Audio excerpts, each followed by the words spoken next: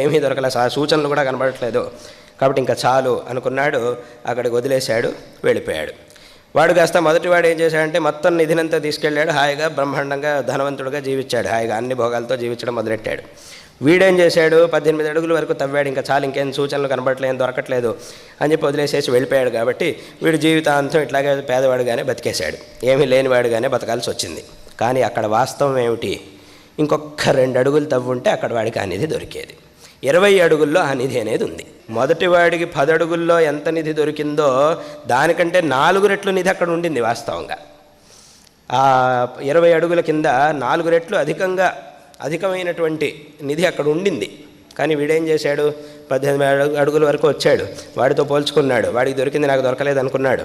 ఇంత దూరం వచ్చిన వాడు 10 అడుగులు మాత్రం తవ్వాడు, వీడు 18 అడుగులు తవ్వాడు. అంటే వాడికంటే 8 అడుగులు ఎక్కువనే తవ్వాడు. కానీ ఇంకొక 2 అడుగులు కనుక తవ్వుంటే